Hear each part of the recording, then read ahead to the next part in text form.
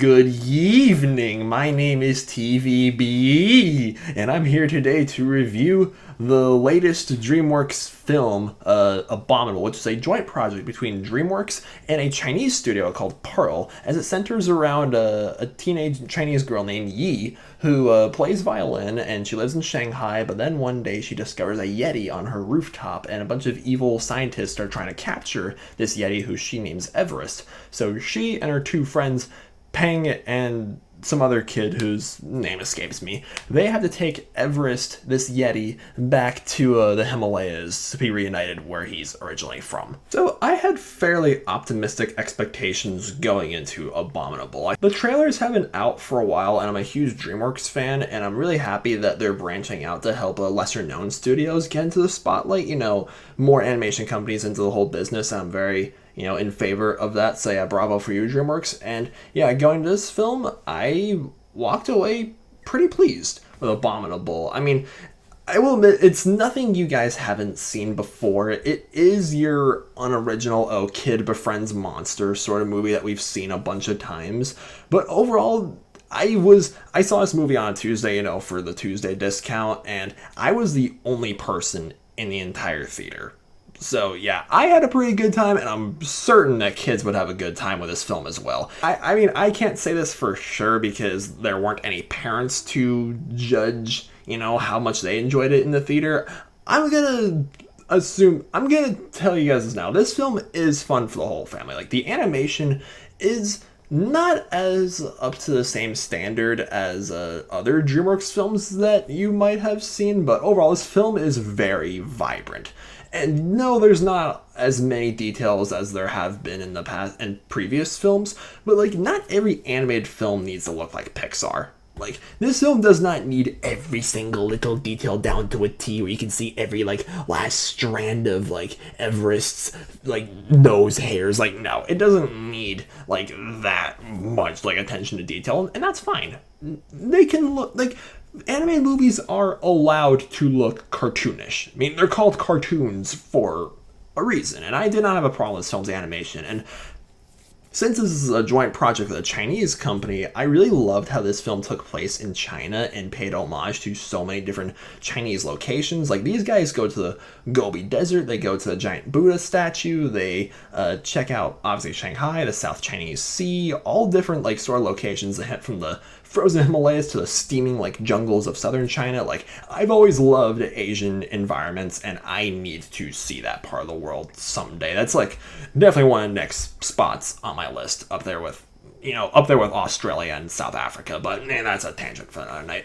And I also appreciate the chemistry that this Yeti Everest has with the three teenage characters in this film. I mean, well, two of them are teenagers, Yi and the other high schooler, or whatever the equivalent is in China, I guess, and the little kid who follow Everest around and have to get him back to the mountains. I like them too. Nobody was annoying in this film. The villains, on the other hand, they're not who you expect them to be from the trailers. I mean, I don't want to go into any spoilers, but they were just these guys, they're not very memorable by me. It's we've seen all before. This film is not that ambitious. I mean, I can see why. I think the main issue that I had with Abominable is the pacing. I want to say this film was an hour and a half roughly, maybe a little less than that. Kids movies, family films, I get it. You don't want the films to go past 2 hours because, well, kids have shorter attention spans and you want to keep the kids entertained. I get it. I think this film would have benefited more from a slightly longer run time to, flesh out the characters and not have everything be moving at 50 miles an hour. I think this film, there's just some scenes that jump around a little too much, and, some scenes where, I want to, take a breath and appreciate where they're at and where the characters are at, more, because, I mean, Yi loses her father before the film's events, and she plays this violin that was her dad's, and it means a lot to her.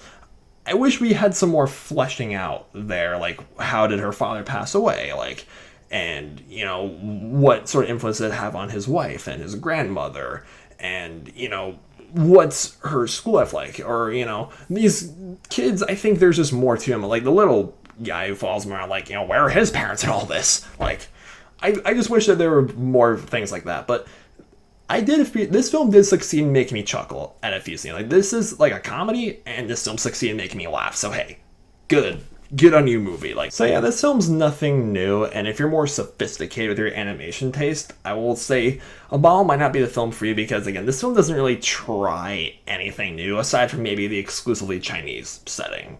So yeah, this film is your typical animated family comedy, but it doesn't abuse all the cliches to the point where it's just like, oh, we've seen this way too many times. No, there's definitely a lot of seen it before feel, but it's not too much to the point where it gets exhausting. So Abominable found that sort of like happy middle ground where it didn't try to be something completely new, but at the same time it's not like so dreadfully generic to the point where you're just like slapping your face every 5 seconds. Abominable is your typical animated family film, but I'm not saying it's a bad thing. All in all, guys, Abominable could have benefited from a longer runtime and, better pacing and perhaps better villains, but all in all, I enjoyed myself. Solid animation, solid characters, solid story, wonderful, Chinese setting.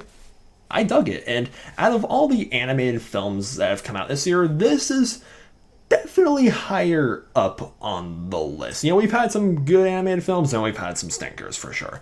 But all in all, I'm giving Abominable a 7 out of 10 stars. It is a likable film. Okay, I've been meaning to ask you guys this question since April. So out of the 3 animated films that we've had in the past year, Abominable, Missing Link, and Smallfoot, which one is your favorite? I'd say Missing Link. I mean, I did like Abominable for sure, and I really liked Smallfoot, but Missing Link is such a gem, and I'm going to see everything that Laika puts out now, because it's such a shame that this film did so horrendously at the box office, because Laika puts so much attention to detail in their films, and they really don't get the credit they deserve. In this sea of computer animated films that we get every year nowadays, it's so great that there's at least one company that's dedicated to stop motion. Disney, please go back to traditional. Thank you guys so much for watching. I hope you guys have an abominable evening. Oh, wait.